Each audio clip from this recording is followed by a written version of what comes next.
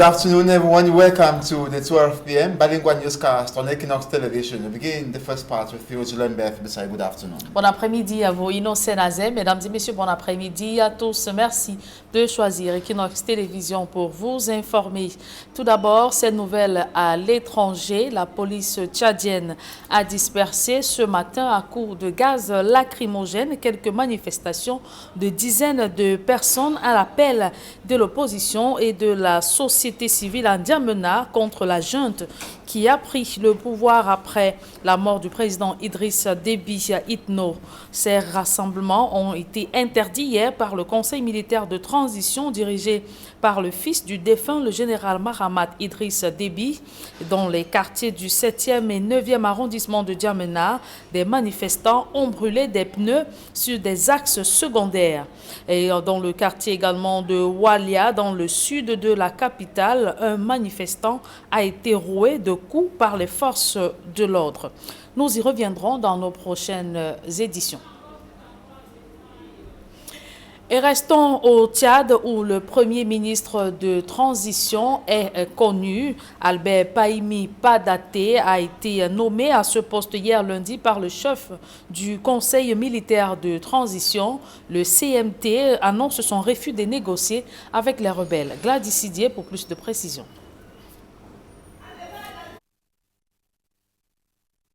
L'heure n'est ni à la médiation ni à la négociation avec les hors-la-loi. La déclaration est celle du général Azem de la junte au pouvoir au Tchad. Le Conseil militaire de transition a opposé une fin de non-recevoir aux rebelles.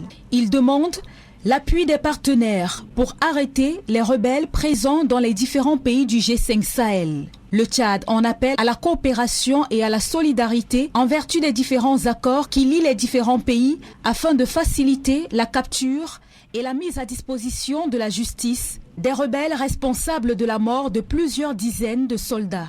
Les FARC de leur côté s'étaient dit disposés à un cessez-le-feu suite à une médiation lancée entre les militaires et les rebelles par les présidents du Niger et de la Mauritanie, membres de l'organisation du G5 Sahel. Nous avons répondu positivement à la médiation du Niger et de la Mauritanie et avons affirmé notre disponibilité à observer une trêve, a affirmé le chef du FARC. Mais au même moment, selon lui, ces troupes continuaient de se faire bombarder par l'armée tchadienne.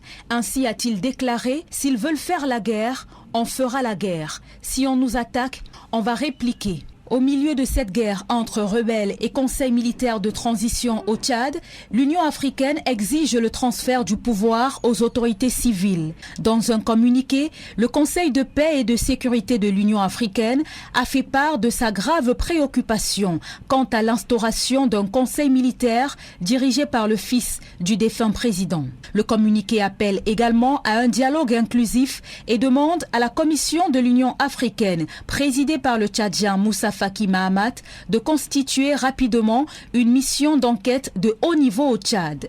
Le communiqué souligne que la situation au Tchad constitue une menace potentielle pour la paix et la stabilité du pays lui-même, mais aussi de ses voisins et de tout le continent.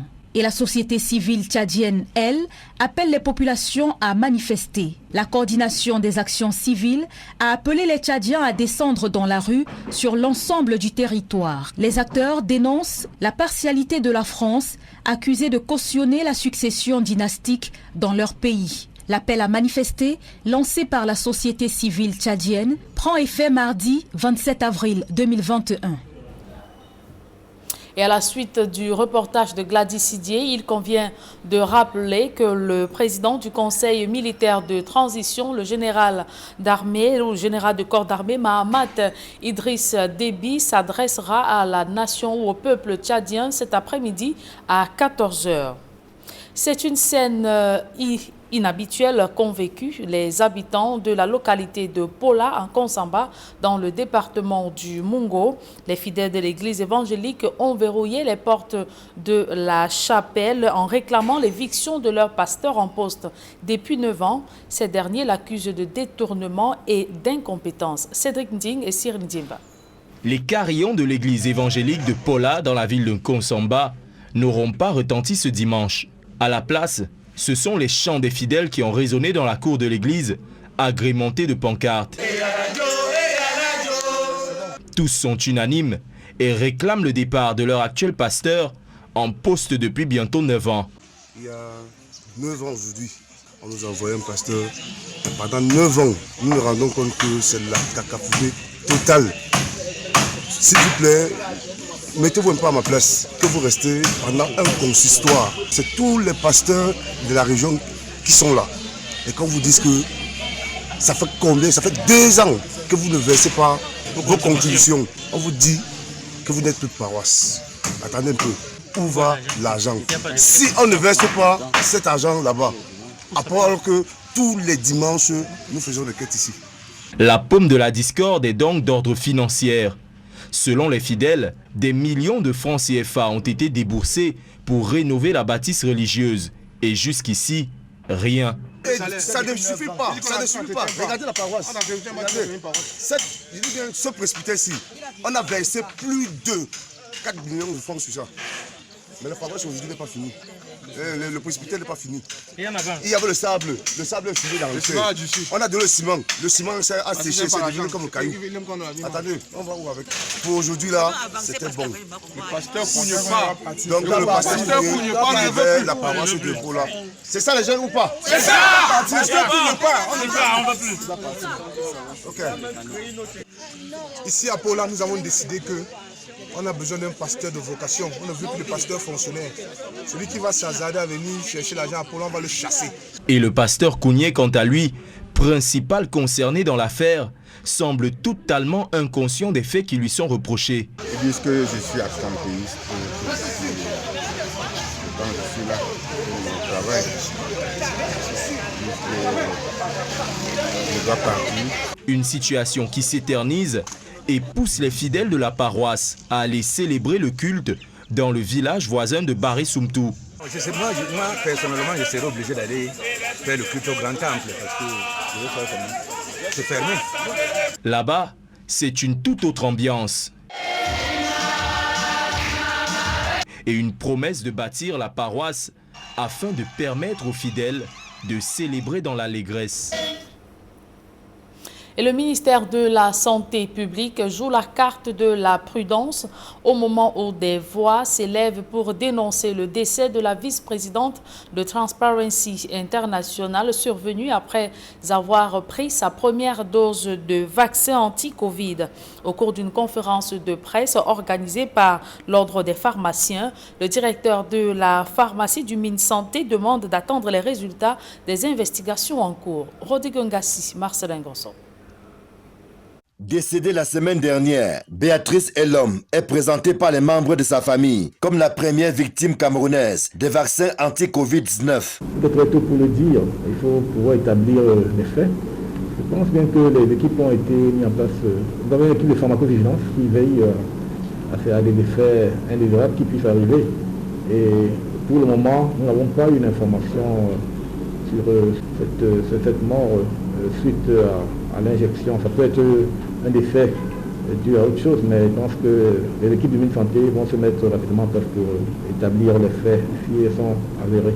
Alors que les demandes ne cessent de croître, les officines de pharmacie seront désormais mises à contribution pour effectuer des testings massifs et ainsi désengorger les centres de dépistage mis en place par le ministère de la Santé publique. Les tests de diagnostic rapide homologués seront disponibles dans les officines de pharmacie d'ici 1 mois pour permettre un testing massif et pour couvrir tout le territoire.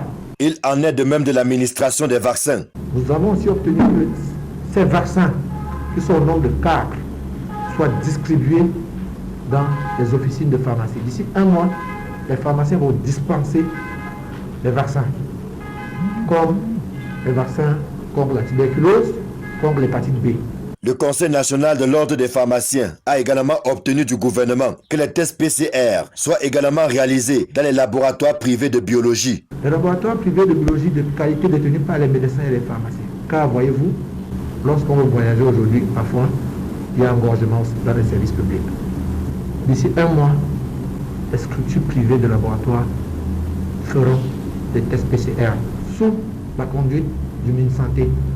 On va mettre en place tout un mécanisme pour que cela soit effectif. Si l'Ordre des pharmaciens du Cameroun est favorable à l'administration des vaccins, il conseille néanmoins aux populations de continuer à respecter les mesures barrières, et notamment le port du masque facial, y compris les personnes qui ont déjà été vaccinées. Pourquoi? Parce que le fait de se vacciner et qu'on se laisse tout de suite créer la contamination ou active, parce qu'on est toujours actif en contamination. Le vaccin n'agit pas tout de suite comme les médicaments normaux de traitement qui vous êtes soigné après 2-3 jours. Tout vaccin, le délai d'attaque est parfois de 3 semaines, 1 mois. De même, il n'écarte pas l'hypothèse de la suspension des vaccins au cas où le gouvernement serait convaincu de son caractère dangereux pour la santé des populations.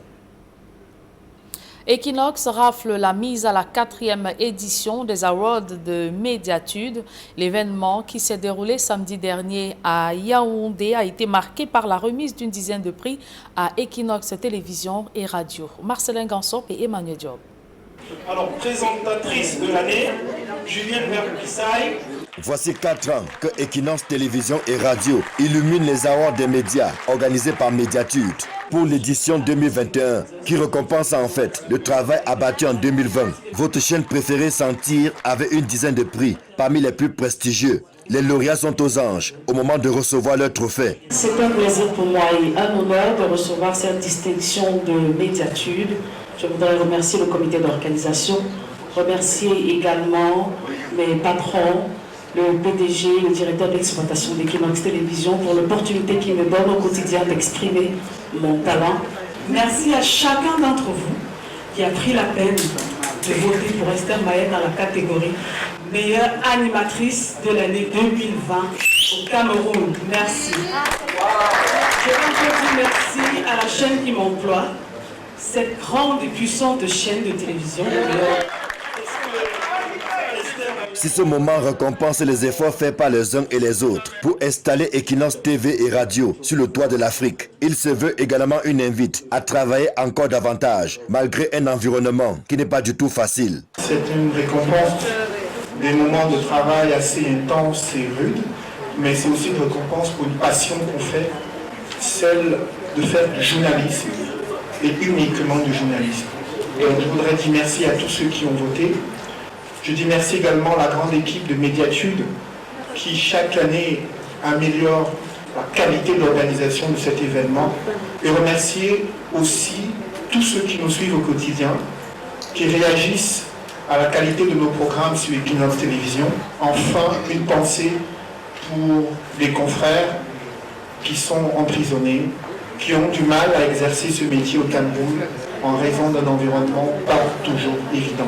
Entre autres prix reçus au cours de cette 4e édition des Awards de Médiatude, celui de meilleur journaliste et présentateur du journal avec Cédric Noufélé, de meilleur reporter avec Jean-Paul Chouniat, de meilleur animateur et animatrice avec Michel Ngachou et Esther Maël, et autres meilleures présentatrices du journal avec Julienne Berg-Bissaï.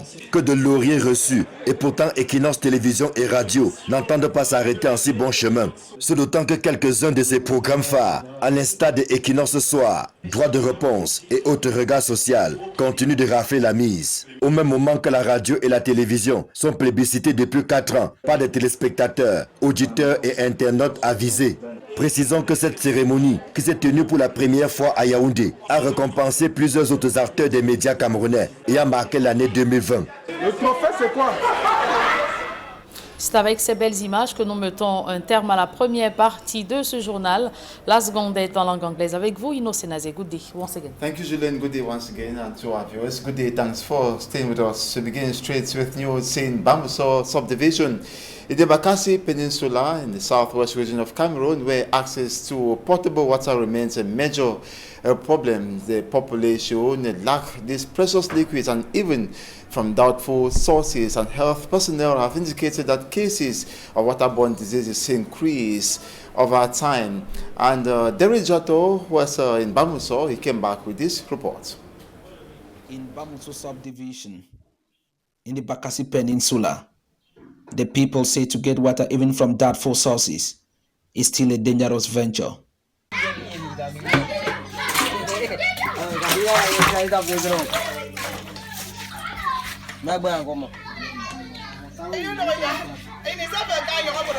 And health workers here told us that waterborne diseases are on the rise.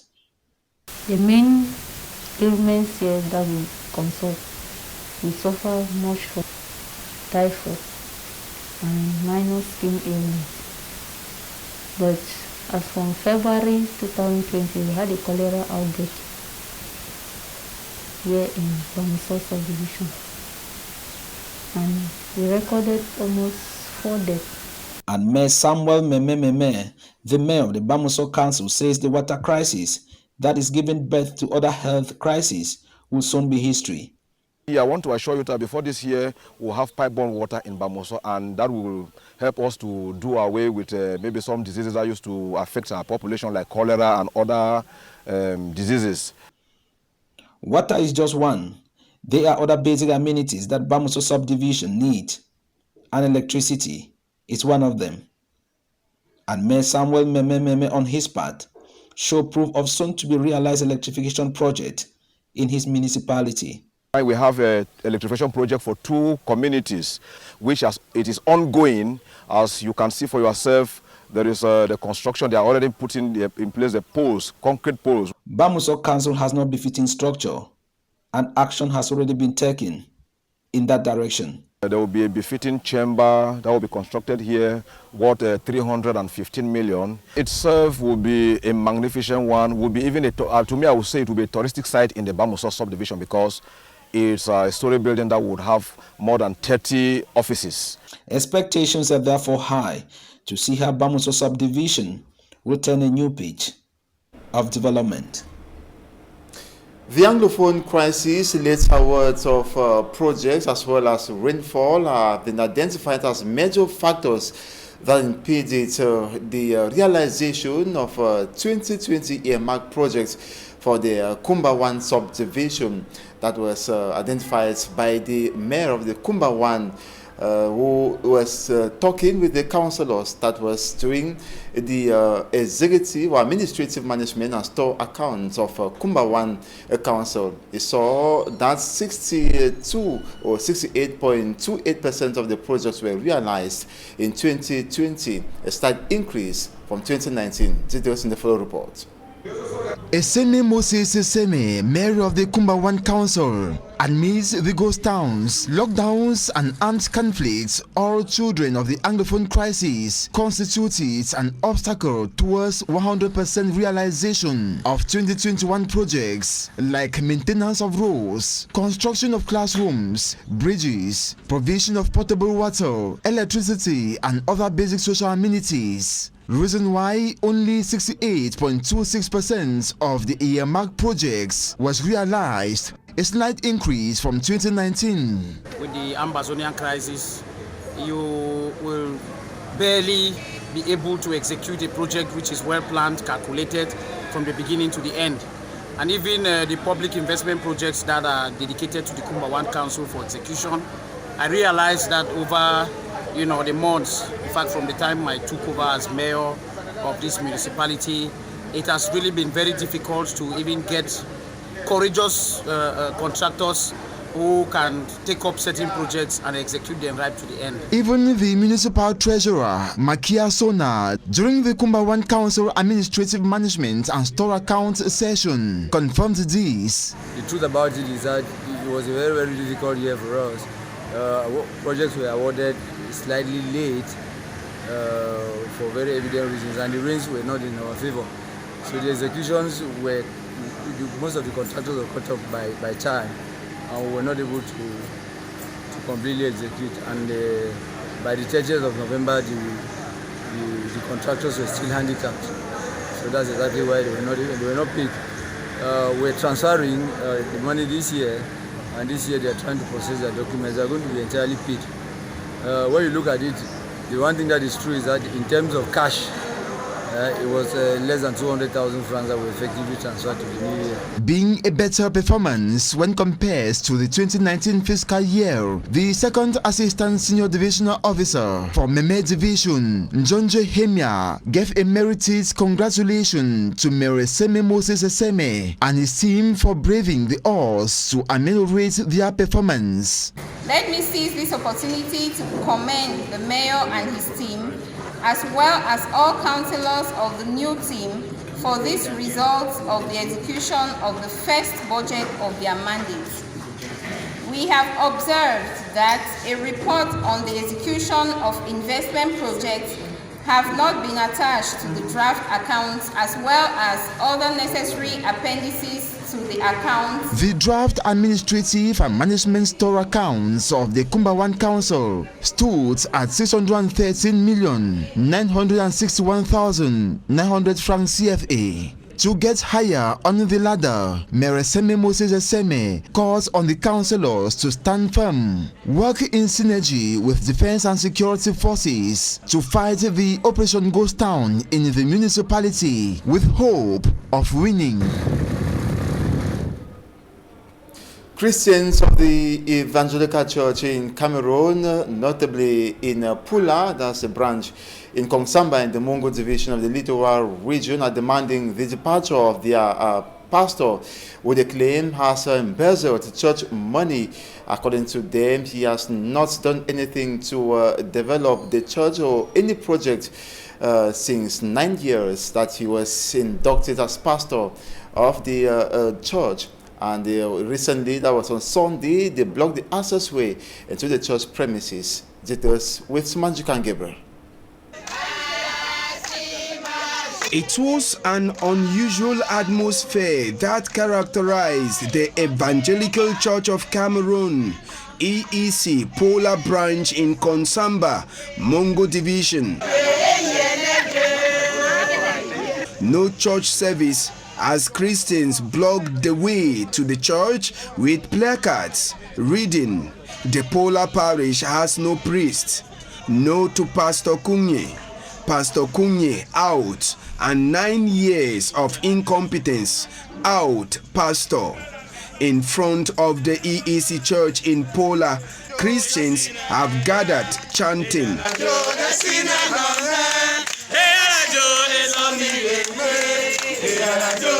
According to this faithful of EEC Pola, ça fait combien? Ça fait 2 ans que vous ne versez pas. The reason for their outing is because money they gave for the development of the church has never been used, and even the one meant for the central church has never been forwarded. It is for this reason that they blocked the church premises, demanding that their pastor must leave. If things were not pulling well at the Evangelical Church of Cameroon Pola branch in Konsamba, the other branch at Mbari Somto was going on well, as baptism and confirmation was the hour of the day. And that's it for this 12 p.m. bilingual newscast on Equinox Television. Thanks so much for watching, and to have a splendid day. Tomorrow is another day, God willing. Julian Beth, nice day, and see you tomorrow. Thank you. I wish you also a nice day. Innocent Azem. Mesdames et messieurs, merci d'avoir suivi cette édition bilingue du journal. Retrouvez dans quelques secondes Flavien Valondongo et toute son équipe pour votre quotidien santé.